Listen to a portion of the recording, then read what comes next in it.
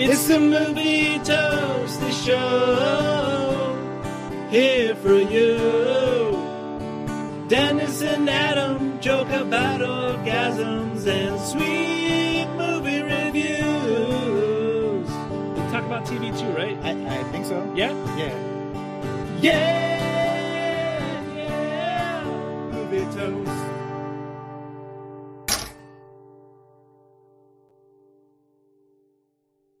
Hey, Adam, how's it going? It's going pretty good, Dennis, but let me give you some pro advice. If you're at Costco before you're recording the show and you're lactose intolerant, don't get the ice cream and then come directly to record these shows. No, because no. it's not a smart move. Yeah, I would agree. I would agree with that piece of advice. And if it's almost the summer, don't schedule a recording in the daytime if you're in a plastic shed or a car, I guess. Yep. Yeah. These are just tricks of the trade I've learned. At least we aren't in the car. That's true. That's true. Yeah. I'll give you that. Welcome to episode 192. Welcome, Toasties. Yeah. Is it hot your way? I'm sure it's getting that way. It's not as hot as it was last week. The humidity is the killer. Ugh, and that's the worst shit, man. I can't stand that. I can't stand it. Yeah. Humidity is the worst. I'll take the 111 degrees here when it's just bone dry. And I mean, I'm not a fan of that either. Not gonna lie. If I could have it 50 below 50, I'd take that weather. If I could have rain, I'd take that weather. A little more warm. I don't live in Seattle. I like shorts. I love shorts. You can wear shorts in the rain. I had a buddy in high school. Shorts and rain, snow, whatever. No fucks given. The Oregon high school fucking uniform was basketball shorts and a hoodie. Like that was it rain, whatever. Didn't matter. As long as it wasn't snowing. That's probably the only time you wouldn't see that. And even then, you probably still would. Damn. That's something. You know what's kind of funny? You You reviewed that movie, The Flood, last week. Starring Casper Van Dien. Yeah. And I forgot a year ago, interviewed him for the Toast about that movie, Mad Heidi. And then I posted something over on Instagram, and I forgot that he follows us. And you liked one of our things the other day. And I'm like, yes, small world sometimes. Awesome. Oh, that's awesome. See, totally unrelated to The Flood, though. Oh, no, I wish you were there, man. Well, when we were at WonderCon, he had a fucking a signing booth. I walked past, still getting lay of the land, and I got excited because I was standing right in front of him before I realized it was him, and I caught myself staring, and he gave me like a wink and a wave, like, "What's up, guy?" And I was like, "Ah!" And then I walked away because I didn't have guy cash on me. I figured he's going to charge for his autograph, but I would like to. Yeah, you know what? If he's at Comic-Con, man, it's happening. It's happening. You get that. That's for sure. You do that. He's so chill. Do you believe we're a month away, pretty much at this point? It's coming. It's flying by. I mean, we're gonna be there before we know it, man. I'm so excited. Keep getting all the little articles hyping up the different sponsors and booths and stuff that are gonna be there. Shit, I'm here just for waiting on those badges to come in. Have you got yours yet? I know they shipped. No, I saw that. Yes, I saw that email go by that they did. They're going to be on the way soon. So I'll check that tracking number after we get out of here. See, I want to get that thing in my mitts. I hope it's not like WonderCon. I hope you get it this time. You're not going to get it at the show. That was bullshit. Which at least I'll be there early enough to grab it. Yeah. That shouldn't be a problem. But the preview night shouldn't be too bad on you. No. I'm excited. Well, Toasties, I hope you follow along in our Comic-Con adventures coming up next month. We'll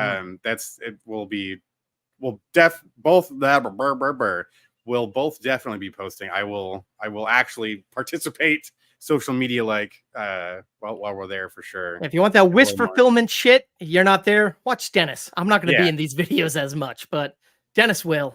I'll get his pretty mug on there. I made this decision. I'll take one picture and maybe one video. Interviews, I'll do the interviews.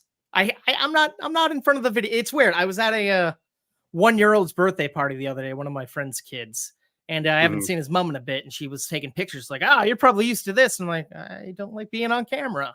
And then I'm like, well, I guess I do it all the time for the show. So yeah, right. She's right. I'm a fucking asshole, I guess. It's not like you post videos of your face like daily on the movie. But I don't Toasty think channel, about or- that. I don't think about that. I'm like, I don't like pictures. I don't like videos. I like watching those, but I not want for to see me. that beautiful mug, man. Come on. Yeah, I want to watch this guy get fatter each time we see him. How much Oh. facial hair will he have? Oh boy. Anywho, want to get into some news? I could. You know what? Yeah, let's go for some news. I'm here for it. Gather round, folks, it's time for the scoop. Tune your ears in, let's join the loop. I was going for simple on that, Dennis. I don't know you know if it what? succeeds.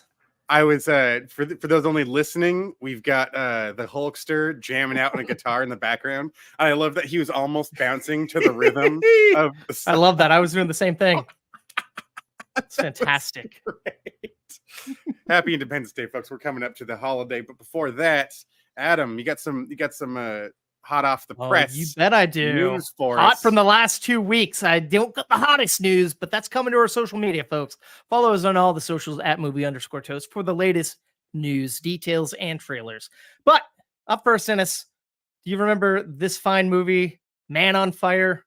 That I do. It's been quite a while, man. Like Right? what, 20 years almost? God, that Just about? time flies by.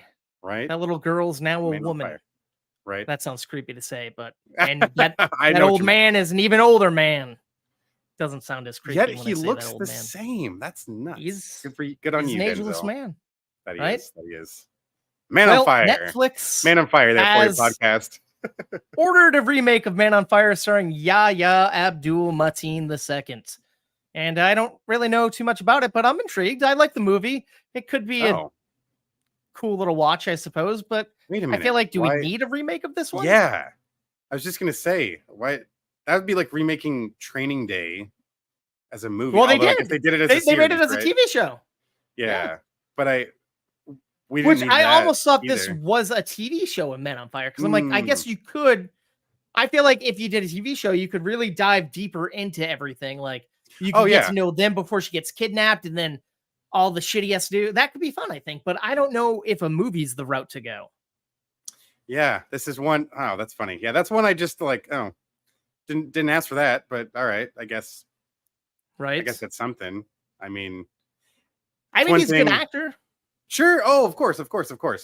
I hope we get back to the just that intensity, that just smoldering fucking badassery that should come with the sort of But- character. The issue with that is that's Denzel for you. Yahya has more of that sleek, cool, laid back guy, I feel. Not the intensity of a brooding older guy. But I mean, I bet he could pull it off. Yeah, see what direction it goes. Yeah. Should be interesting. Right? Hmm. Speaking All right, of Netflix. interesting, What's up? Marvel has lost a second director on their upcoming Blade movie, Ah, Dennis. Yeah, heard We've about lost this multiple one. writers, a second director, all the delays because of the strikes and the COVIDs, and not Man, good sign for the day one. Yeah, and it's like, and then it just scares me when you do finally like let this thing out for us to see what the hell is it gonna be. I know they've been desperately wanting to bring Blade back to the MCU, and or at least closer to the forefront. He's always been an MCU character, but Mhm. yeah, what is it even gonna be left with anymore? It's scary. I mean, the fact that they haven't rushed it and just shat it out like they have some of their other properties, I respect. True. But I don't know, because I mean, it's Marvel Studios, for just wanting directors to do what they want, and that's why we lost Edgar Wright and other directors to films. Yes. So I don't know, Yeah. but I don't. Yeah, it's a bummer. It's a bummer. But like you said, hopefully they take their time. Yeah. Push it back far enough so we still get a very good quality, kick-ass Blade movie. I would love to see Blade on the big screen again. But one of my favorite things Yeah. to come out of this latest news of this disaster is we got the OG Blade, fucking Wesley Snipes, talking shit on the social media about this now. I love it. Oh He's my been God. like all cool about it up until now, but now he's dropping shade. He's dropping heat. I don't know what the kids say. Well, I mean, he did have 3 movies that did pretty damn well, Right. Either in the box office or in home video rentals. Like, and he was Yeah.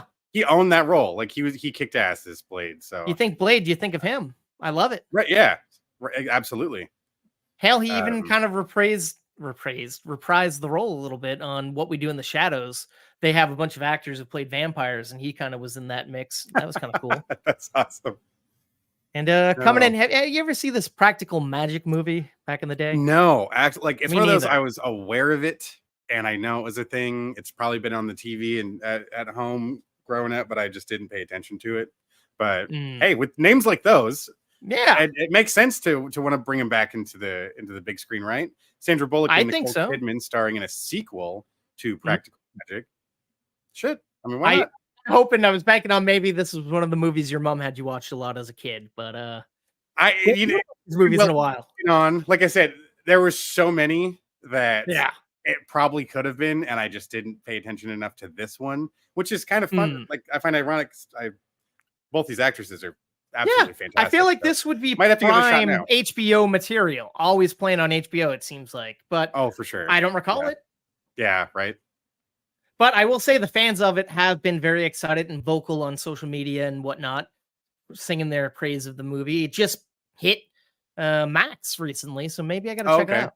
Yeah, right. Let's do a little revisit and see, is this something that really makes sense to bring back, especially after what, almost 2 decades? So yeah, let's check it out. It's like, is this going to be one of the legacy sequels? They've got kids that are like want to be witches or whatever they call it in this universe. I don't know. Which, like, I don't know. Yeah, I guess we can't talk too much if we haven't seen this. Exactly. Right. Like, I'm not going to talk shit on something that I'm like, I don't even know if it's even worth tearing it down already for trying to reach back to do a sequel this far down the road. We've had a lot lately these that two don't ladies, work too well, and they could do any movies they wanted practically. So the fact that they're willing to come back, there's a little hope there. That should say something. Exactly. Right. Yeah. Like if it's both of them are greenlighting this thing, then there's got to be something to it. So let's find out, Toasties. Let's go check it out when this thing hits. Sure. All right. Up next, Blumhouse and Atomic Blonde are expanding the world of Megan, and they're doing a spin-off movie that's supposed to be like an erotic 90s style thriller called Soulmate. Have you seen Megan yet? Have you wasted your time on this one? Not Megan. No. This is wow. Okay. Yeah. There's a move. Well, I mean, Blumhouse, we're gonna ride that horse, and we're gonna fucking ride it straight into that horsey grave. And you gotta. And then we're gonna hop on the next fucking horse that's just like it, and we're gonna ride the shit out of that thing. Oh, I just saw a tweet from Jason Bloom the other day, and it was literally, "Oh, you guys like this movie? You like this? You like this?" He named like 8 movies, all sequels coming in the next year, and I'm like, okay. Do you remember what made you guys good? Independent, non-franchise films on the cheap. Original fucking content. Yeah. Concepts that we haven't seen 100 times before. Yeah, that's where we started liking you guys. Now it's got to that point to where Blumhouse has started to become this name that, like, if I'm watching a trailer and I see that come up, I'm like, oh man, all right. Well, guess we'll see. Yep. Up next, have you heard that oh shit, sorry. We got a message. Sorry. We do read the chat. How's it going? Bars, hand chops. Sorry, didn't mean to. We're blazing on by. Got all caught up into the excitement here, but yeah, we got you. Thanks for joining us. Hope you're enjoying the show so far. Have you seen Practical Magic 2? Yeah, or Practical Magic. Have you gone in the future and seen a movie that doesn't exist yet? If you have, we'd love to know what it's about. If it's a hit, but if you have any insight on Practical Magic, we'd love it. Yeah, I'd love to hear what you think. Love to hear what you know about the film. But Adam, sorry, didn't mean to cut you off there. We got no, please. Another little piece of That's the beauty of having a live stream. We can talk to people. That's right. And then if you're listening to it later, you're like, "What the fuck's going on?" Well, you got to be there live, I guess. Join the chat. Join the Twitter. Yeah. Anyway, we're on Twitter every now and again. Have you heard that Sony Pictures has purchased Alamo Drafthouse Cinemas? No. Oh. Yeah. Okay. Interesting. Flash last week. Well, that's one of those things that's like, I kind of like that core sort of presentation that Alamo Drafthouse carries, when you go to one of their screenings and stuff. Is that something you think they're going to maintain across, like if they start opening more theaters or really diving into this heavier, are we going to lose that Alamo sort of feeling? Yeah, I'm Or do you wondering if think they're gonna other maintain that? studios are going to want to send their older movies as like a retro rewatch type of thing. Like they have so many obscured movies playing there. Are we going to lose that magic? Are we going to lose the charm of the Alamo Drafthouse? Right. I don't know. And the people who are seriously coming to watch a movie too. That's one of my favorite parts. It's we're all here to see a movie. We're not here to fucking crinkle wrappers and fucking text on our cell phones. And I know I get that old man fucking thing going. I'm sorry, guys. I know you're tired of hearing it every episode, but this is the core of this is why we're here, right? This is why you and I keep coming back. I think we love so. to watch these things. Let's get into it and let's embrace that experience. Yeah. All right, Sony, let's see what you got. I'm curious to. I mean, Netflix has kind of done this. They bought the Egyptian and the Arrow, and I still feel like they're playing all types of movies. So if they can keep that going, that'd be great. I think. Yeah. Oh yeah. All right. And then the biggest news of the week, I guess, the past 2 weeks, Spaceballs is getting a sequel written, directed, and produced by Josh Gad. I don't know. What do you think?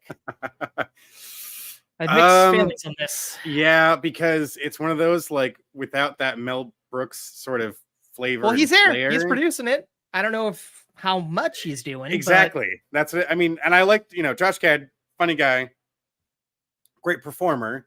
But again, it's not like this. No offense to him. It's not like this was his property. I get he grew up as a fan, just like we did, I'm sure. But it's like, I don't know, especially after this long. Are you going to give us that retro dated kind of texture that a lot of these Star Wars series are doing now, where it needs to look the same? Don't update the set design. Don't update the wardrobe, for the love of God. Fuck, I want the special effects to look like they're out of the 80s too. It's one of those. That's the best way to go, I think. Yeah, it loses the charm when you make it, for lack of a better word, you make it too good. I want it to be what it. I don't know. It was one thing if it was when it was like the animated series and shit like that, where like kind of. And honestly, I did not like the animated series. I kind of lost interest. Yeah. And to be honest, last time I saw Spaceballs was in high school, and the charm worn off by then for me. It was not as funny as I recall. But I mean, I get it. I loved it as a child. But I feel like it's also a weird time. Why didn't this happen when we were getting the Star Wars movies? Like when The Force Awakens, this should have happened. Right. I think. And that would have been a funny like juxtaposition or double feature at that point. I would have definitely gone to see both things. 100%. Yeah. I don't know, man. I'm not holding my breath for it. Will I watch it? I mean, very likely, depending on where it lands. But now Amazon, I believe it's an Amazon Prime, but I mean, they are dropping movies in theaters these days. So hopefully this would be a theatrical release. Let's my question is, will we get the return of Darth Helmet and Rick Moranis? I doubt it, but that'd be something to get me in the theater, I think. That'd be great, but it's like a white helmet. Like he's like a fucking Force ghost or a Schwartz ghost. Like that'd be something. Oh my God. There's so many things you could do. Yeah, there's so many things you could dick around with. Bill Pullman's royalty now. Like he's not in the movie much because he has to stay at the palace on right. And it's funny because I'm pretty sure in 2008 there was like 1600 Pen or something show where Josh Gad played the president's son, and that was Bill Pullman. So it's like, oh shit, it'd be interesting to see the two of them. Yeah, right. See, I would hope at that point he was asking questions, trying to get a feel for this world of this stuff. So I would hope he. Oh yeah, I would pray he did. Yeah. Right. So, I don't know. And it's being directed by the guy that did that movie Strays, the one with the dogs that kind of talk to each other, and that was an all right movie, but it doesn't scream Spaceballs to me. No. Mel Brooks. I wish we'd get him behind the screen. I mean, man, that would be cool. We still got Eastwood. We still got George Miller. It'd be good to see Mel Brooks step back behind the camera and record. But I get he's old, probably not down for it. He's producing, quote unquote. Right. I'm sure that they made it work for him to hang out on set and stuff and really give it the attention it probably, hopefully, deserves. But I mean, shit, Dick Van Dyke is still walking red carpets at 95 years old, winning awards. So, yeah, right.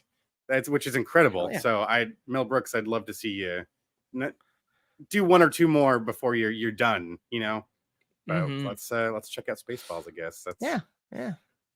All right, Amazon, what you got? We'll see what you got. All right. Well, let's get over to our next segment, the polls. Oh, you know it.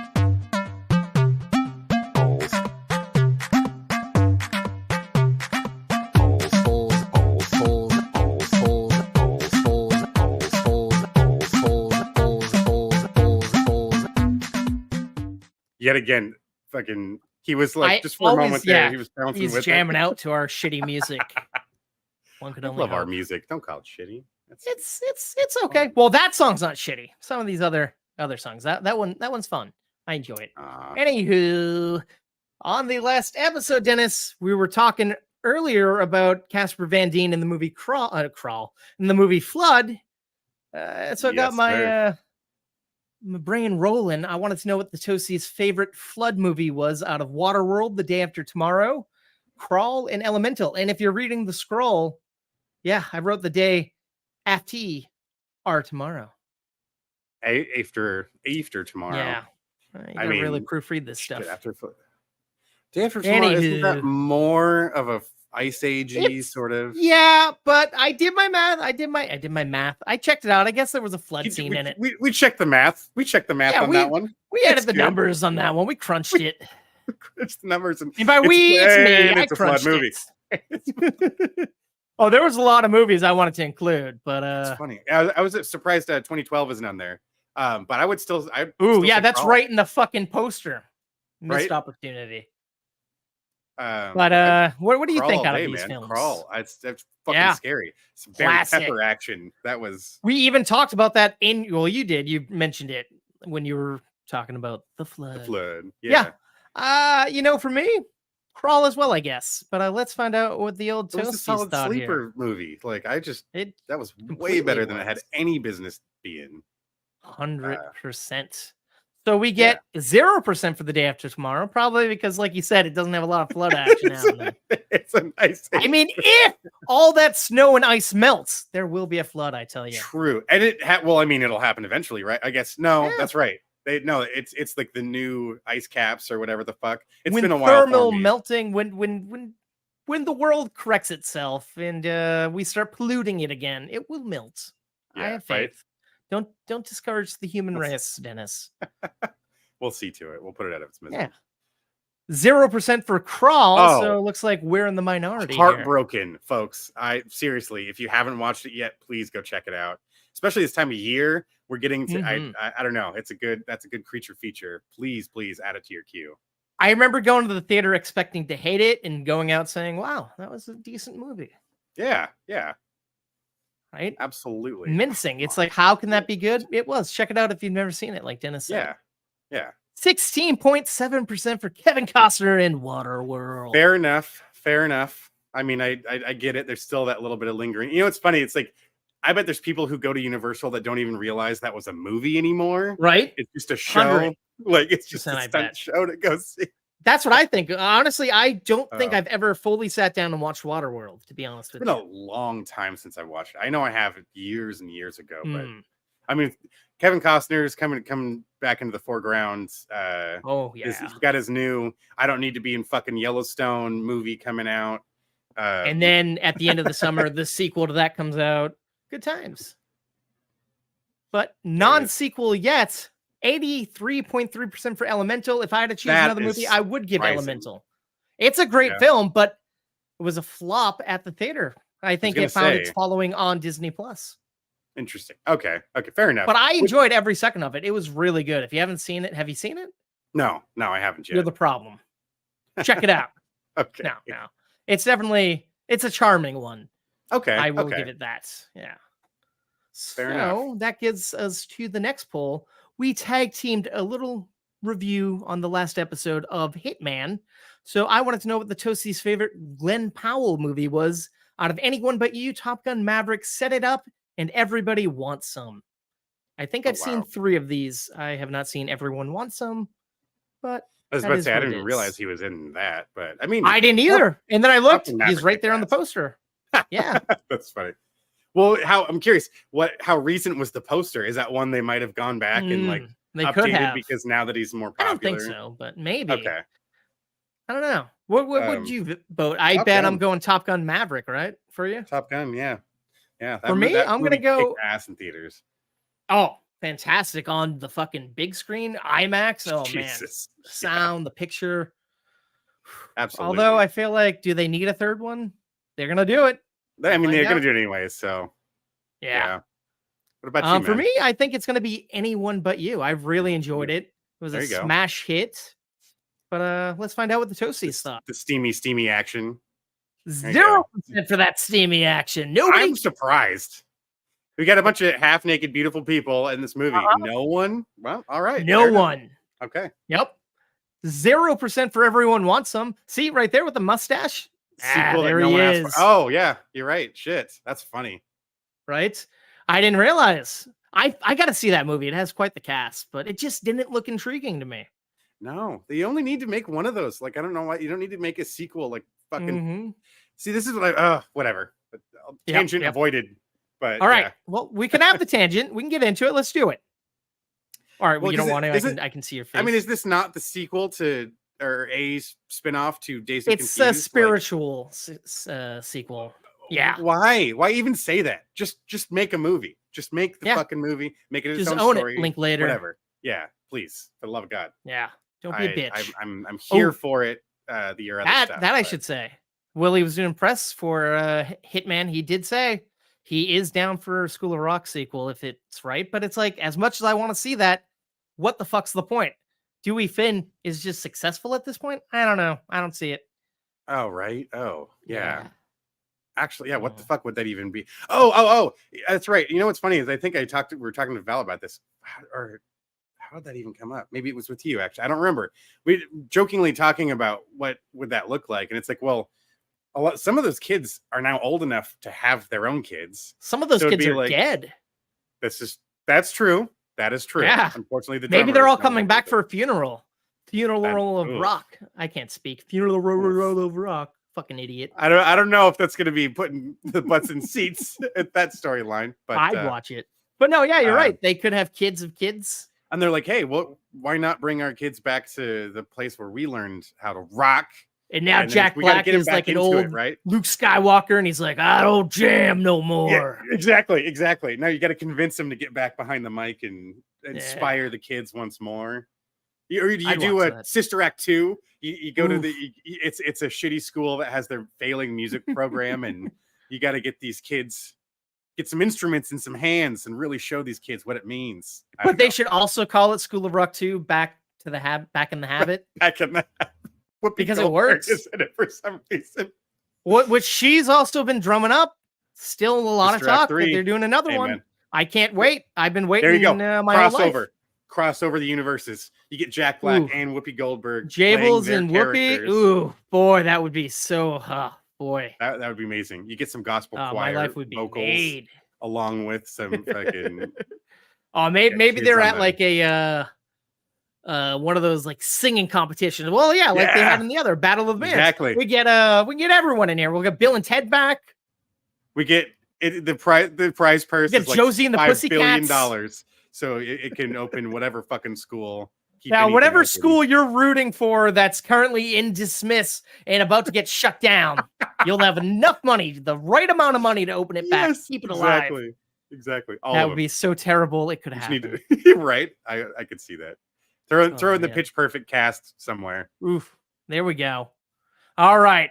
25% for Set It Up. I'm happy because this was when the rom-coms were coming back. This was a giant hit, a sleeper hit for Netflix. But if you ask me what happened in it, I don't fucking know. But I did like the cast. They were dynamic. Nice. I remember they went to a baseball game. I don't even remember this Lucy one, Liu, to be honest. Tay Diggs, maybe? Yeah. It's worth checking out, I suppose. Maybe not. So that leaves 75% for Top Gun Maverick to no one's surprise, Dennis. Of course. You gotta love it. Yeah, that was a juggernaut hit. People still talking about it. It's not like it's the greatest fucking movie ever made, but it is an incredible movie theater going movie. Like this is, and it brought people back after COVID. Yes, exactly. That was the fucking shot in the arm that theaters needed. We need to take more. Not even really, was it a risk even? I don't think so. It's a slam dunk. I think it was pretty sure bet. Unfortunately, it's fueling that we got to do the 20+ year sequel fucking thing. But whatever. Yeah, if it works this good, then I guess we really shouldn't complain. So 100% agreed. Well, folks, so I guess time that to get us... to this is what you're here for, right? Little review action. Ice camera action, it's review time. Dennis and Adam, we gon' blow your mind. We're stepping up to the plate, ready to swing. Analyzing movies like a scientist would brain. Shit. Hey, you know. Yes. I think you're up first, Dennis, here with the I new Netflix original film, right? I think you're right, sir. I think you're right. This is a new flick starring Jessica Alba herself, back starring in a kick-ass action movie called Trigger Warning. That's right. You can find this one over on Netflix right now. It's also co-starring Mark Webber and Anthony Michael Hall. Love that guy. This is telling the story of a just kick-ass like CIA operator who, while she's doing like this mission overseas, finds out her father has died and she's coming back home to kind of tidy it, like take care of his final affairs, and then just kind of find out what happened, because it seemed circumstances were strange. And it's her old prom date ex-boyfriend from way back in the day is now like the sheriff in town, and he's like, well, it's the way it looks, it kind of looks like maybe your father might have triggered this mine shaft cave in himself. And she's like, no, I refuse to accept that. There's no way that's the case. And there's a couple of little pieces of evidence that kind of suggest that, but she refuses to accept it. And here's where it kind of starts to meander. I'm in it. I'm here for the beginning, the setup of it. And now all of a sudden we're taking care of a bar. We got an iguana that we got to go feed. We're coming back to visit all the other people and all the old timers in town that remember when she was a kid. We've got these walking flashbacks where she's like at the location and she's seeing herself younger with her dad having these conversations, and it's kind of these sweet moments, but it's like, I gotta be honest, it starts to really fucking drag ass pretty quick. As soon as we kind of get past the high octane like opening scene and our first couple of moments of like that little bit of sadness that she's experiencing, oh my god, if I hear the word Pops one more fucking time, I'm like, Pop's bar, Pop's house. This is Pop's favorite. This is your Pops. Make sure you say, oh fuck, holy shit. Okay. The other thing, super distracting, are a lot of these low quality post production elements that get added in. We got some special effects things that are just like, I'm sorry, normally I don't like nitpicking this stuff too much, but it was so distracting. It was so like Sci-Fi Channel. We dropped in all these extra flames. We put it like, you could tell there's so many shots where they were on a stage and they used green screen backdrops to add in all of these other exterior elements that just, it were so bright and glaring that it didn't feel right. It didn't fit. Now, once we get inside, like fuck, even this, so the shot of the poster you got right here, when we get into these scenes, it looks great. Jessica Alba, very physical. She clearly did a lot of her own stunts. There's a lot of these wide fight scenes where you can tell she's fucking in it. I like that she isn't just like this gun expert, that she's just coming in shooting everything all the time. She actually prefers knives and blades. So she's getting up close and personal, doing some badass shit. Nice. The other actors, Gabriel Basso and Mark Webber, they have these sort of intriguing characters that then kind of start to get like, you start to set them up to be kind of cool, and then they're super flat the rest of the movie, which is true for most of the characters in the movie. Same with, unfortunately, Anthony Michael Hall's character. Of course, the creepy senator who's the father of the sheriff. You know what's going to happen there. Exactly. And I watched the first 20 minutes and I said, oh, he's the bad guy. There we go. Movie over. And that's exactly what I was going to say. In the first 20 minutes, you will figure out what the end of the movie is. I was very disappointed that this thing was not better than it was. I was excited at first. The little teaser thing that they give you when you like hover over Trigger Warning within Netflix was like, oh, this fight seems pretty cool. All right, if this is just what the movie's full of, it's not even full of cool fights. In the title alone, it's like, oh shit, stuff's gonna go down. Right? Even then, in hindsight, the title isn't, I don't even feel as incredibly fitting to doesn't the rest use of the movie. guns, but there's triggers. I mean, there's definitely gunplay, but it's like, it just doesn't, I don't know. I will say more than I did. I did like seeing Tone Bell in a movie. I feel like I haven't seen him in a little while. and it And a was slightly cool more enough serious character. playing a soldier / veteran again. Like I like the Weed series he was in, where he played a veteran in that as well. It's like he kind of has the air about him where I believe it. But even then, it's like misspent talent. Someone who's as good an actor as he is, some of the dialogue they give him is really just not there. The situations they put the character in really don't complement his level of intelligence that we're suggesting for the things he's capable of throughout the film. So that was a little disappointing. So yeah, not one I'm going to highly recommend. If you're just looking for a little bit of just kick-ass like action to kind of just come and go a little bit, I suppose this works, but it just kind of wanders around for an hour and 45 minutes before we finally get to our last 25 minutes or so of hardcore like combat and stuff. And even then it keeps getting like stutter stepping around and it slows down all over the place. So not one I'm going to highly recommend. Trigger warning is available on Netflix. I'm going to give it 1.5 slices. It was it bogged down way too much. Wow. And it was just a little too cheesy for me to even appreciate the kick-ass fight scenes that you had going on. Hey, they burned down a set though. I'll give them. There's one set piece. That was cool looking, but yeah, it's just too many things that were glaring for me in this movie. So not one I'm going to highly suggest. Well, now I am happy that I didn't finish it because I was going to scramble to watch it to talk to you about it, but it sounds like you did enough watching for both of us. I did. I'm glad you didn't, actually. I'm glad you spared yourself on that. I will say, Jessica Alba looks like she hasn't aged very much. She's not at all. What's great is that's even a line in the movie. The police or the sheriff's looking for at some point, and it's like they talk about a woman in her 30s. I was like, oh, good for you, Jessica Alba, because you're 43. That's I'll buy it though. I'll take it. Sure, why not? All right, let me try to. She looks fantastic. Yeah, and never really seen her with brunette hair before. It kind of works for her. Really? Oh shit! I don't know. What have you seen her with? Well, I guess she's had, but not as dark a hair, I suppose. Oh, okay. I suppose so. I was like, Machete wasn't. I thought she had darker hair, but you're right. She had lighter. It is lighter brown hair in that too. Yeah. I think you're right. Yeah. No, good call though. Yeah. Doesn't matter. We're not here to talk about Jessica Alba's hair. We're here to talk about Fantastic Four: Rise of the Silver Surfer. So the greatest movie of all time. It was an alright movie. Anyways, let me change things up here with a little indie movie called Ghostlight. Now, I assume from talking offline, you know nothing about this movie like I knew nothing about it before I saw the trailer 2 weeks ago. All right. Not one thing. So this is like a charming little independent movie about a family that's dealing with grief.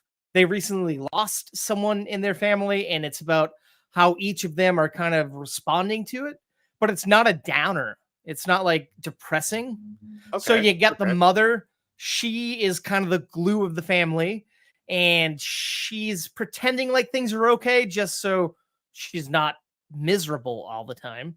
Then you have the daughter. Her brother died. It was their son, the oldest son out of 2 kids. Ended up dying. Not going to say how. That comes out later on in the movie. But the sister, she was a good student in school, and then she started letting her grades slip and just became very kind of agitated by everything and fights with people, and ended up getting kicked out of school for pushing a teacher. And then you have the father. He's like a blue collar construction worker, and he can't keep his cool. He ends up actually, I think, getting suspended from work because he loses his shit on someone. And as all this is going down, he kind of stumbles upon a community theater where someone that was giving him shit because he was doing construction out of there, she kind of sees him having a bad day and invites him in to kind of sit down and help them with the table read of Romeo and Juliet, because she thought he could use a break from reality. And he's like not the kind of guy that likes plays or acting. He's just like a manly man. And then after kind of doing that, he kind of gets a little bit of the acting bug. He kind of likes it. He's never even heard of Romeo and Juliet, which might be my only flaw with this movie. He's asking his daughter about it. I'm like, I think everybody's heard of Romeo and Juliet, but what do I know?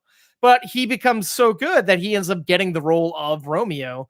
And there's like, because there's this elderly lady playing Juliet, and it's about him kind of opening up and kind of how theater is therapeutic for him. But as all this is going on, he's lying to his family. He's saying he's going out or he's working. He's getting drinks with a friend. And his daughter starts to think that he's having an affair. And she discovers, oh shit, dad's in a play.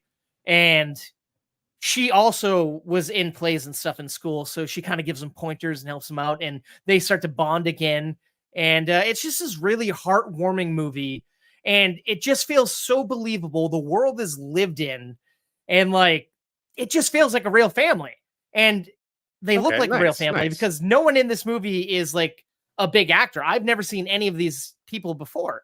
And I think the best part is the father and daughter are real life father and daughter. So I think that even adds to the richness of the story. Yeah. Yeah. And like the cinematography isn't flashy, but it kind of gets you in the perspective and you feel like you're in it. And it's very like effective the way they use the camera. I don't know. This movie came out of nowhere, honestly. Like I saw a trailer 2 weeks ago and I'm like, oh, that looks really good. And it lived up to my expectations. And like, it's an hour and 50 minutes, but there's never a moment that drags. There's kind of the air of mystery of what exactly happened to the son that you'll find out by the end of the movie. And it's just a lovely little movie. I'm going to give Ghostlight, currently in theaters, 3.5 slices of toast. Nice. Oh, badass, man. Well, cool. That sounds really interesting. Yeah, like it by all, I imagine people haven't really heard of this movie. There was me and 2 other people in the theater. And then midway through, this group of kids came in and started like causing a ruckus right as shit was getting like really intense and emotional. Jesus. And luckily one of the other guys stood up and like was like, what the fuck? And these kids ended up leaving. It's like, thank God, because it just killed the vibe for a couple of minutes. Yeah. Oh. Yeah. Well, glad you got to write it out though and close it out on a like it was so good. I was in the elevator with the other guy in the theater. He's like, oh, you see Ghostlight? I'm like, yeah. And like we're just going back and forth. He's like, I've seen a lot of movies this year. This was one of my favorites. I'm like, I'm with you, brother. Yeah. So normally I don't really talk to people about shit. Yeah. Besides you. Oh boy. But I think we get I like those moments. Yeah. It felt good. Right. You're all just like that collective sort of, wow, I can't believe that was such a strong experience, or that was, you know, to be moved in something like that. That's cool. That's cool. Yeah, and this is like the third drama I've seen that week of watching movies.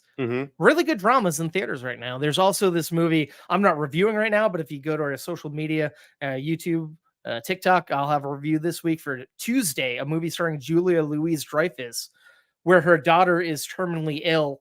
And in this world, there's like, instead of the Grim Reaper, there's this like giant parrot type bird that can come and like talk to you and like this whole coping.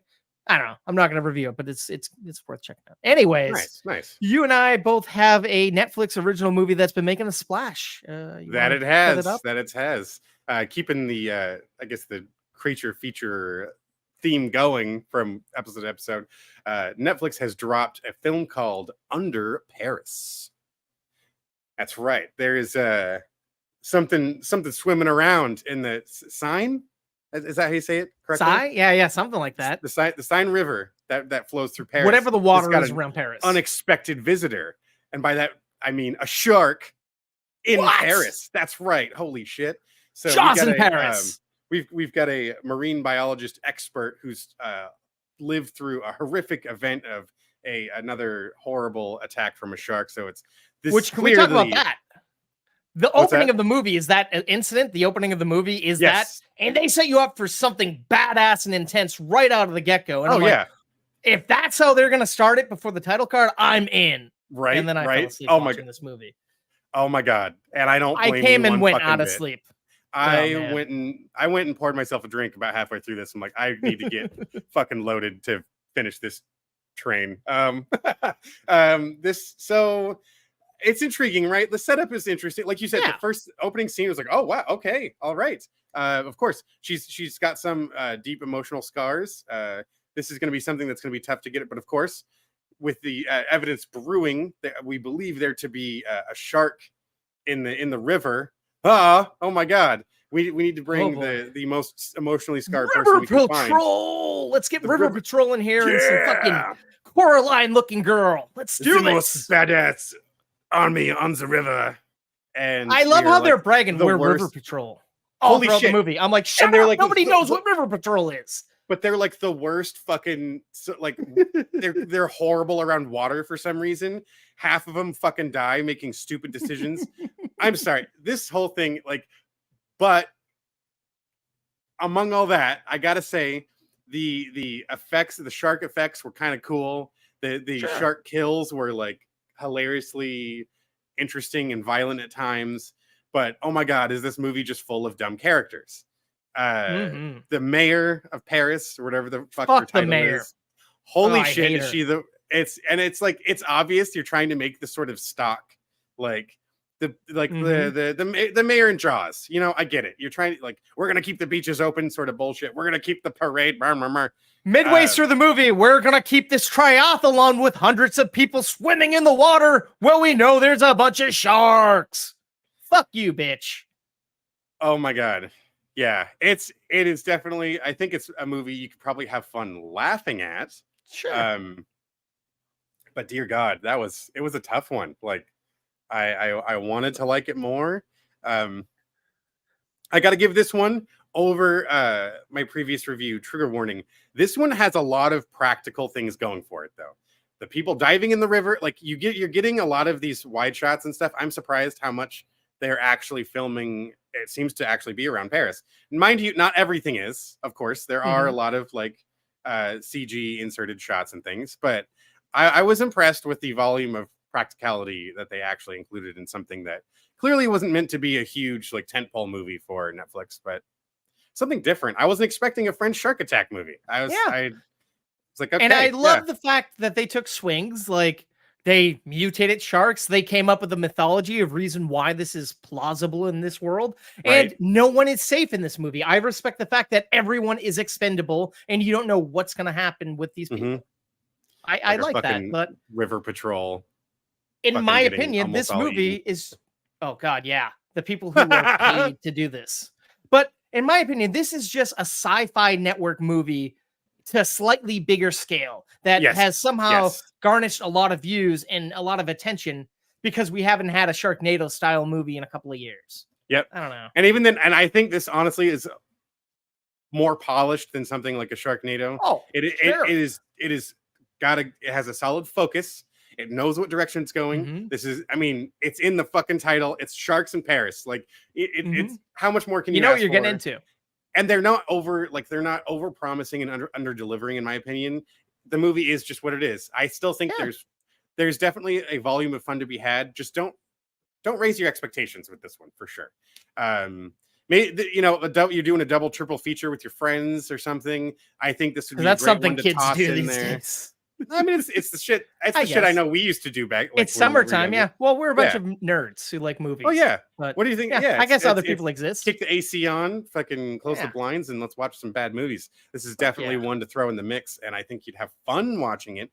But again, and not winning any awards, mind you. I love the way the movie ended. I want to see the sequel. If they could keep that tension, and I don't know, it was interesting the way it ended. I didn't see that ending coming. Maybe there's another city that with river inlets, you know, like, or we go to somewhere else in Europe where now, oh no, we can go anywhere at this point. There's nowhere safe into this place. Yeah, exactly. So there's definitely something to this one. Like you said, we haven't had a lot of these sort of shark movies. I mean, there's the Meg, but the last one was just so fucking ridiculous, man. The Trench. Oh yeah, it was laughable. Fucking dinosaurs. Well, the issue with the Meg is it was kind of a B movie that took itself seriously in the first one. In the second one, they were in on the joke, and it kind of cannibalizes it. It ruins it. Yeah, not that the first one was even great, anyways, but you're right. Like, it was what it was. It behaved the way it was supposed to. But trying to strike lightning again, so to speak, just did not fucking work for that one. Tough. So I'm curious if they did try to do a sequel, would they shoot it itself in the foot, or would they maintain this tone that it carries in the first film, which I think is that's a good question. All it needs to be doing. Yeah. So, I don't know. Time will tell. How many slices would you give this Bad Beezer? I mean, I think I'd give it 2 slices. It was good. It wasn't great. It wasn't complete shit. It was middle of the road for me. That's, it's funny. I feel exactly the same way. I was writing down under my column 2 slices for myself as well. I will also give Under Paris 2 slices. Nice. It's although it has its issues, there's still definitely fun to be had. It is a sort of a silly creature feature that isn't silly, so to speak. You don't take it seriously. Let it take itself seriously, and just have some fun with the shark movie in Paris. Yeah, exactly. 100%. Don't overthink it. Yeah. All right. Well, I got I'm excited for this one because I've been curious as to the hype, and I got billboards and shit all over my neighborhood. So I'd love to hear what you have to say about this next one. Yeah, I got the movie The Bikeriders. So this movie is a period piece movie. It takes place in Chicago. It's about a small biker gang that grew a little too big, a little too quickly. Because it went from just a bunch of guys that wanted to get together, ride bikes, have some drinks, and then new blood started coming. They started opening up different memberships in different counties, different towns, different cities. And it went from essentially people who drank beer to people who were doing drugs and want to fight and want to do crime. And it just came out of control a lot too quick.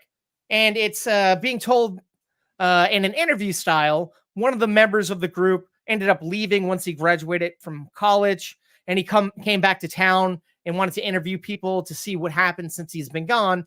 And the main focus that we're hearing from is one of the members of the wife, Austin Butler, his wife, played by Jodie Comer.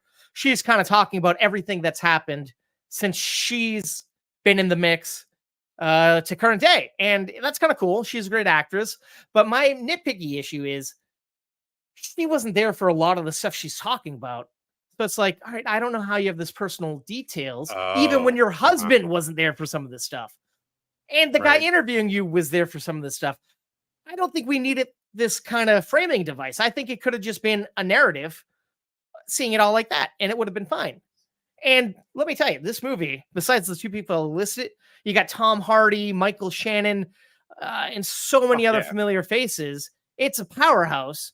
And apparently it's based loosely on a real life motorcycle gang in Chicago, but they changed the name because they didn't want to overstep their boundaries and start some issues.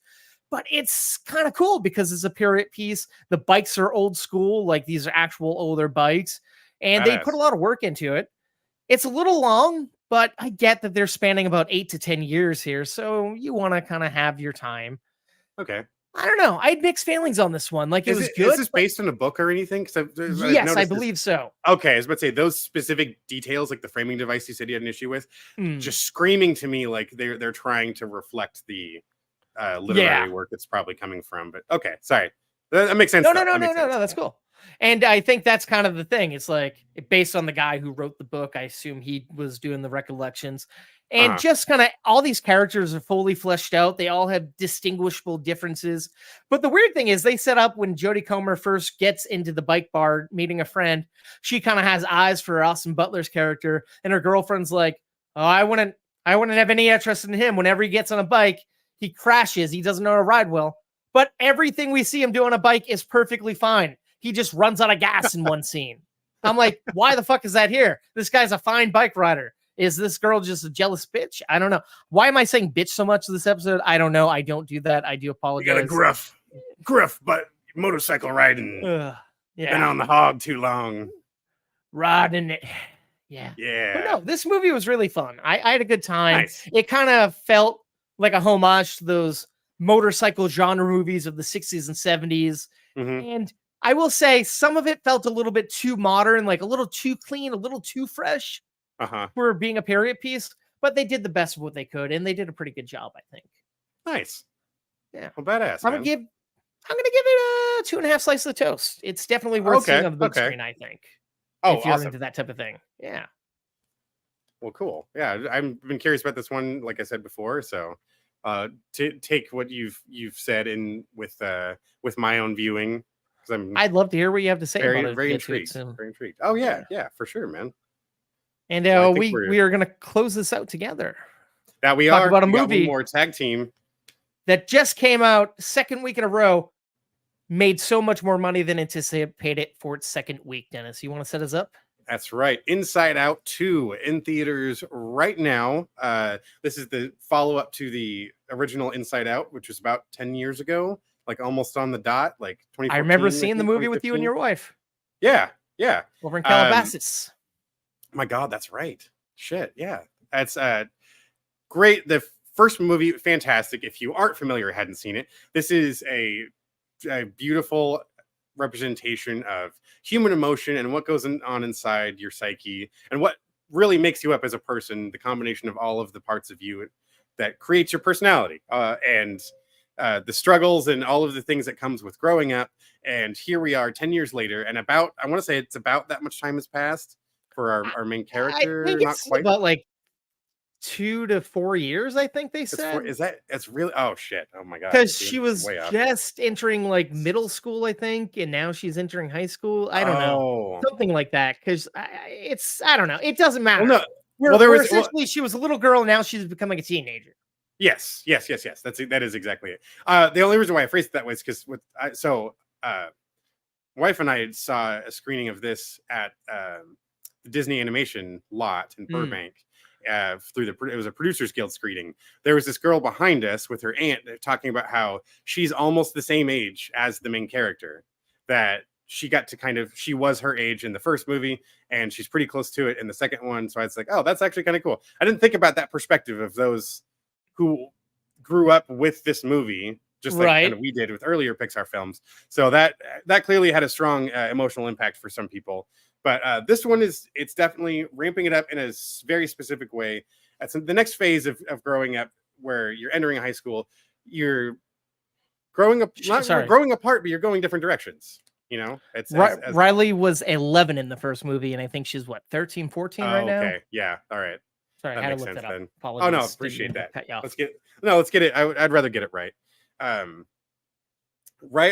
Riley's best friends, that she's come up with, met in school. They've joined the hockey team together. They're finally getting into high school or middle school, right? And is it? Oh wow, that would make. Yeah, I guess. No, high school. I think it's high school. It's high school. Yeah. Oh, okay. Yeah. So they're going to this hockey camp, and only then does she find out that her two best friends are going to a different school from her. Yeah, this it's like the band's breaking up essentially, and they don't find out until they're in a car together going to a summer camp. Yes. So, well, among everything else, like puberty hitting, so many strong emotions are coursing through her, and now you have this.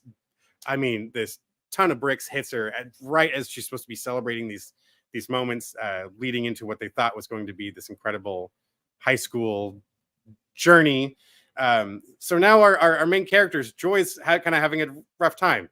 She's thought she had a good grip on running the show. We were handling things pretty well up to this point, but now we've got a whole slew of new emotions joining the cast, and it's a lot to deal with, a lot more than she was ready for.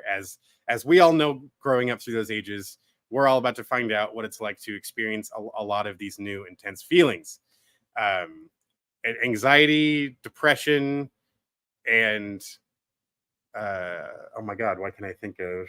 Yeah, they kind of ennui. Yeah, right. The French one. And then it's like embarrassment or like this shyness.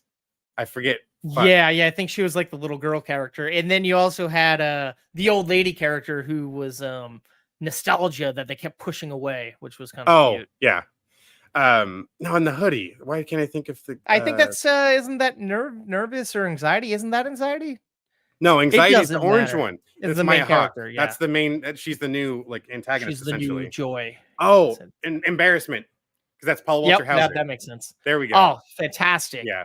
Barely has any lines, but he kills it like he always does. Yeah. I gotta say, I loved how much more Lewis Black was in this one. Anger was probably my favorite. You know what I do not like about this one? The lack of Bill Hader and Mindy Kaling. They were recast because Disney didn't offer them enough money. That's so bullshit to me. Because I went in, I'm like, oh yeah, man, Bill Hader. And then I'm like, oh, maybe it was Tony Hale the whole time. And then I'm like, why does Mindy Kaling sound kind of different to me? Oh, because it's not Mindy Kaling. Because it's not Mindy Kaling. Yeah. But I mean, not to say that these newcomers didn't do a good job. They were fine. Oh, no, of course. It just seemed different, but enough time has passed that you can kind of look past it, I guess. Yeah. And at least you have Phyllis back as her character. Yeah, right. And then I think my favorite sneaker character in there was fucking Ron Funches as Bluefy, the cartoon character. I mean, I loved them. Even the animation style for those. Yes, I love fun. this different. Oh my god, what's his name? The video game character that I I how forget he his name, but pixelated the yeah. whole time. So just rolls up in a ball. Right, his special attack is fucking horrible. So I guess jumping ahead of a few things, but while she's trying to figure out her place, she wants to get in with the cool, like the really good hockey the top players. elite members of the group. Yeah, she's distancing herself from her best friends. So it's really about that struggle of finding your identity within your new friend group, but maintaining your old relationships. And this is happening because Joy and our original gang were pushed away and kind of bottled and put in a vault, and now they got to find their way back to HQ and get the actual like essence of Riley before she kind of does something. She changes, she turns into someone who Joy believes she isn't. And I think and for me, this is one of those things, especially when you go down and see all the threads that make up Riley and stuff. That's one of the things that kind of stood out early on in the movie. It's like, oh, well, these are all the things that make her up. As soon as she showed her throwing away memories, you knew it was coming back. Exactly. And I'm like, that's kind of, to be honest, I'm gonna get this out of the way. That was my problem the whole movie. Nothing was like I never felt this big movement or big emotional push. I never had that gut-wrenching strong There's reaction. No bing bong moment. You know what's going to happen by the end, essentially. And yeah, I will say they set up our new emotions as kind of a villain in a way, but they're just eager and doing their job. Yeah, exactly. And it's kind of like a Woody Buzz situation. They got to learn to work together. And even then they had Sid. There isn't even a Sid in this movie. There's no like one true antagonist to actually rally against the whole time. What you're really hoping for is you want Darth Vader to come to the Jedi. You want it to come to the light side, and that's it. That's what we end up getting. I was kind of bummed by the end of the movie. Although not bad, not like it wasn't boring by any means. Because I think I kind of like this more than the original, in my opinion. Like really? I felt like there was more of a struggle happening. It wasn't just focused on Joy's journey. We had equal parts Riley. I was kind of intrigued by both of the stories, getting to because Riley's story felt more familiar. Like you've been where she is at this point. You've been a kid. You try to mature and kind of become someone different for high school. You lose friends. In the first movie, you're not always, and not everyone's moved towns and kind of miss their old friends in life. I don't know. But I do see your point 100%. For me, I just kind of enjoyed this one a little more. I don't know why, but there were things that were stronger than the other one. I do agree. Yeah, and I feel like that's what I'm hearing from a lot of other people too. And I was kind of surprised because even as Val and I were walking out, mind you, we're in the Disney lot, so we're not like fully speaking our mind. That's where in this crowd of people as we're going back to the parking lot. But it was more because also it was a lot of kids. This was like a family. Yeah. And I'm not like trying to shit on some kids' experience, but I do it every day. We were hearing other people say having a way stronger reaction to what you're saying. I mean, there was one woman, like she was trying to like collect herself. She was crying in the last scene. I'm like, I don't think it was quite that. Yeah, I was just like, wait, whoa. I don't think anything quite punched that hard. Yeah, there was no like death or something terrible like in the first one. Or just that although these are identifiable, life-changing moments, these are ones that, yes, everyone has had, but none of these quite felt like it was like a point of no return, or none of these things were like she can life. Yeah, she can fix the friendships with these people if she wanted to. It's not like that sort of growing up and forgetting about the imaginary friend. Excuse me. I guess I wanted to go. I kind of wanted to cry, and I didn't.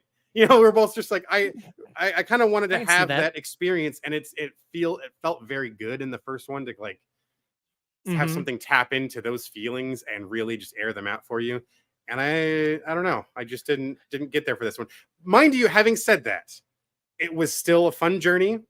The characters were funny. I still think it was an entertaining film. So I do not want to devalue any of that whatsoever. I 100% It was understand what very you're saying. visually pleasing too. I also I loved the presentation of like what the rest of the I feel like we didn't get to see any of these corners of her psyche. The places they went to Yeah. were kind of fun to look at. The parade of potential jobs, like the way they chose to represent things we hadn't seen before. It was really fun to experience all those together 100%. again. My only major thing besides free casting and whatnot, I felt like in the opening, the first couple of scenes, the first act, I guess, I feel like they kind of enter other people's brains a little bit too much. Like at the end of the last movie, they did it with the parents, just the right amount. This time, they were just banking on everyone. We got to see inside every character's head. And it's like, Right. no, we're not here for them. We're here for Riley and her emotions. Exactly. Yeah. It kind of like, you're right. It kind of like cheats the value of her characters, of her emotions, when we just keep seeing the same thing repeated in everyone else. Then it's like it's less personal to her. It's less personal as us to audience, that we're getting to go on her journey if literally the same characters exist inside of everyone. And that's even look very similar too. Yeah. It's like, come on, guys.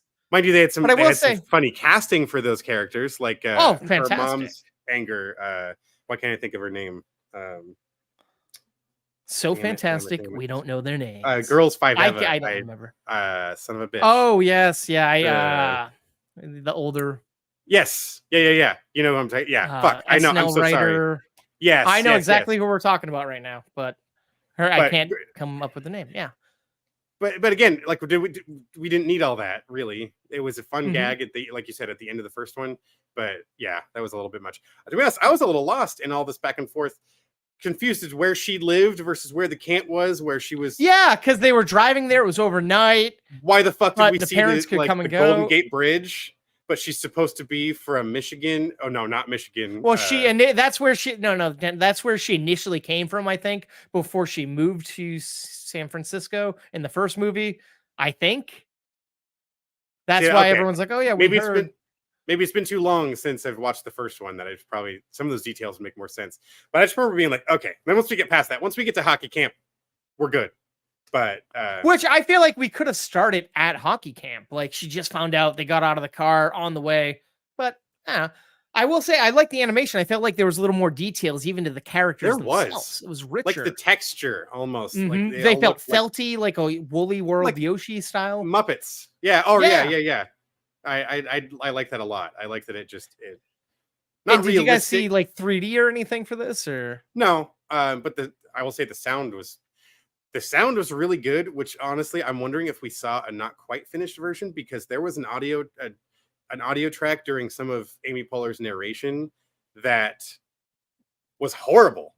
It was in the first 15 or so minutes while we're talking about like she's kind of catching us up on Riley's life. That I think we just heard a bad version of it or something, or their copy of it maybe wasn't entirely done. But I hope to God that's not what's in theaters. I don't know. In my theater, I can't recall anything like that, but maybe it was just a bad mix at the time. I don't know. Yeah, I'm hoping so too, because the rest of it sounded great. That's what was too bad. Which makes sense for a fucking screening room and on the Disney. Little do you know, Amy Poehler was in the theater narrating it, and you didn't even know. She's sitting back there. Like, Riley did this. Yeah, she talked to Horatio Sands earlier. Right. But I don't know. I saw it in 3D, and I felt like 3D was kind of cool, especially playing hockey, seeing the puck fly and everything. But not fully necessary. Did you stick around for the post-credit scene, or? Yes, we actually did. That was kind of cute. Yeah. Not anything major, but cute. No, it was funny to see how many families just boom started bouncing. Like I think the expectation was we weren't getting a whole, like we probably weren't getting the theatrical copy of it, but clearly it did have everything in there. Yeah. Yeah. What are you gonna rate this? I feel like I'm seeing you in like a 2 or. Oh no, not quite that low. It was still a very enjoyable movie. It went from the first one being like was like a 4, I want to say, or a 3.5. This one's a 3. It's still very cute. It's still a fun adventure. It didn't quite tap into the heart as much as the first one did, but I still think it's a movie worth watching. There's characters who got to shine in this one that I don't think got quite enough in the first one. So if you loved the first Inside Out, I would definitely recommend you still check this one out. And you very may well have an opinion much like Adam's, and this one was better than the first. What about you, dude? Hey, they're all equal valid points. Now I'm with you. I think I'd give it 3. Wasn't terrible. Was pretty good. Yeah, I'm 3 in it. Nice. Yeah, I'd have to agree. It's still a good time. What I thought was interesting, if the emotional impact of the second one was actually the first one, and we built up to the heavy punch of the first one as the sequel, I think that sort of emotional ramping might have worked a little more for me. Possibly, but yeah. The framing of it doesn't necessarily make sense that way. So you would need to definitely refigure a whole lot of stuff in the script for that to happen. But yeah, still definitely worth seeing. Actually, I would say this is an excellent candidate for if you're in a family and trying to decide whether or not you want to see this in theaters. I don't think it's the biggest deal unless you're all like really into, like you said, seeing it like in 3D or something. Then that would I imagine look really cool. There's some really awesome deep scenes that would look great with some depth like that. But I could totally see this being check it out on Disney Plus when it rolls around. If you're one of those types of families that would much rather enjoy it, in the comfort of save your some own money. home. Yeah, not having to keep your kids at bay. But I will say, if you are going to the theaters and it's between like this and Garfield, you go see this. Oh yes, for sure. Yeah, and that sucks. Exactly. Yeah. Last night, like I said, I went to the drive-ins and like Sarah really wanted to see Inside Out 2, and I want to see it again. But it was playing with Garfield, and I'm like, nope, fuck Garfield. We're both like, no, we're not doing Garfield. Fuck that. Don't give them any more money. Don't reward them for that bad behavior. Yeah, they don't need that anymore. Moving on. Fuck Garfield. And I like Garfield, but not that movie. Yeah. Oh, totally. Yeah. But yeah, I don't know. Like you said, definitely it's going to be on Disney Plus in a few months. But definitely it's always good to embrace the theater, I feel like. But this is, for sure. I want to say, killing it in theaters. And I think the best opening weekend since Barbie, I guess, I think. And I think it doubled the amount of money it made in like 2 weeks already. So good on Disney, good on Pixar. Yeah. They've been trying to do this for a while. I feel with like an Elemental and Joy, they tried Joy, whatever, Soul. I feel like they tried doing this type of thing again, but it just didn't work as much for me. And this felt like they hit the stride that they were going for. Okay. Which, okay, I mean, I did enjoy those other films, but slightly different to me. Yeah. Oh, for sure. Yeah. Speaking of Stilts, I got to rewatch Soul. I really like that one. That was the music. I got to rewatch it. I don't recall much of it. Yeah. I'm mad that I didn't go see those movies that didn't get theatrical runs when they came back out like a couple of months ago. I should have did it, but I was an asshole and didn't. I saw newer movies. Oh, hey, just got to stay on top of the new blood, man. I get it. Yeah.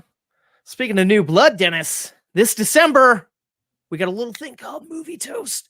That's right. Yes, sir. And for our watchers and listeners, we got a special going right now, man. That we do.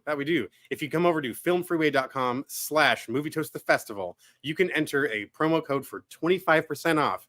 Toasty24. That is capital T, lowercase OASTY, the numbers 24. Toasty24. You'll get 25% off your submission. Not that it's a high thing to begin with, but we want it to be as open to as many filmmakers as possible. Yeah. Exactly. We know you spent the money on the movie, but this expires at the end of June. So do it before July because it's going to go up slightly.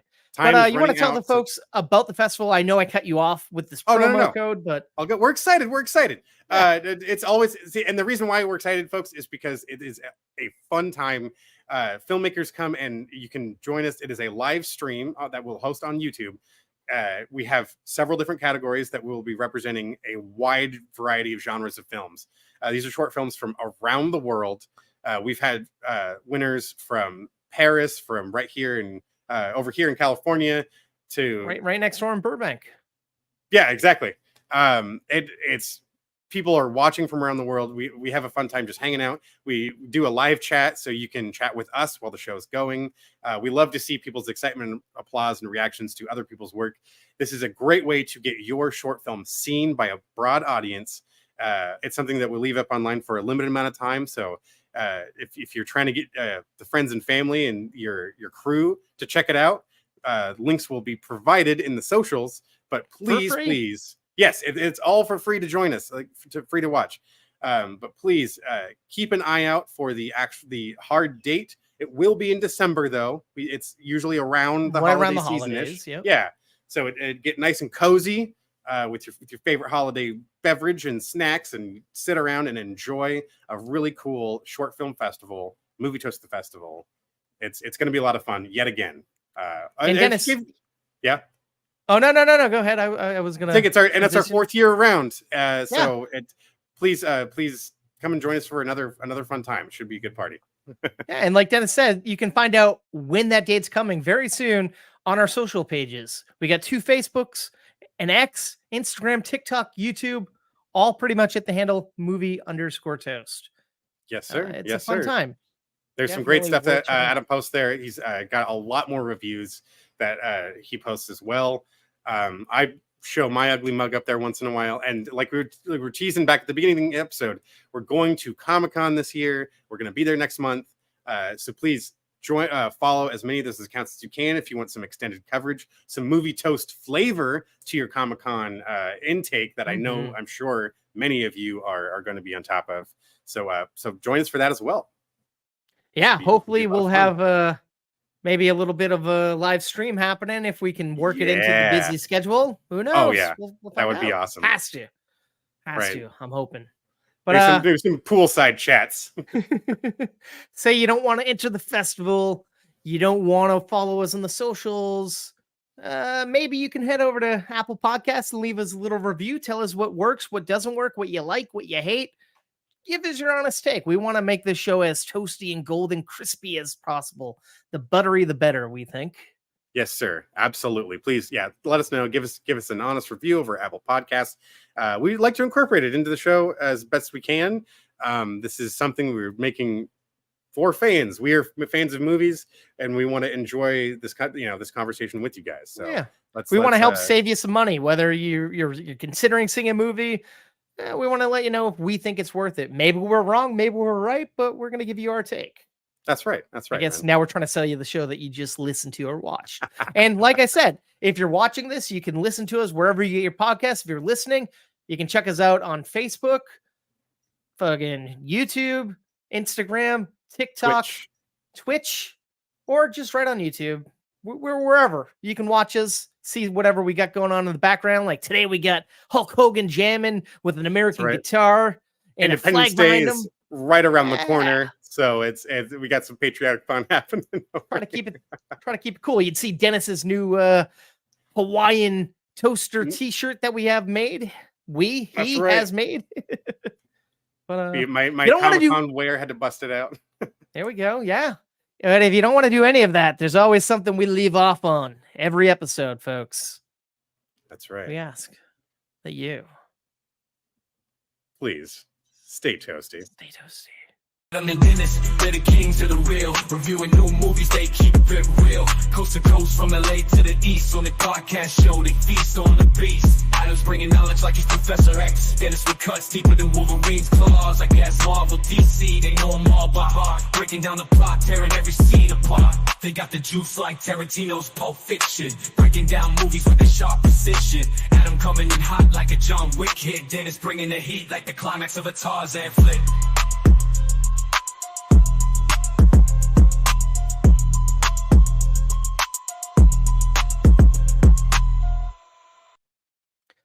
All right, welcome to Movie Toast After Dark, everybody. Woo! We made it through that show. Let's keep it going. No, that'd be painful. I just say that because we joked on the last episode about having an after dark version, and now we got this wacky man throwing fireworks out and shit happening in the background. It's crazy. You got to see it, folks. I don't know. Dennis, what's up? I gotta recut that song. It's like it never plays at the right part. I feel like I gotta fix that somehow. What do you mean? Oh, I don't. Because it's just like Dennis. And I'm like, where's Adam in that mix? He comes later, apparently. I don't know.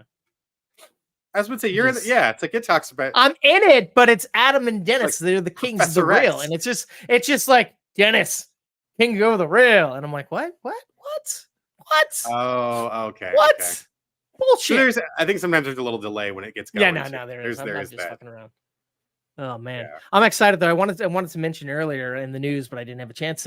Ice Cube is finally getting the fourth installment of Friday up and running because there's new blood over at Warner Brothers, blood that he's worked with since the beginning in the original Really? Friday movie.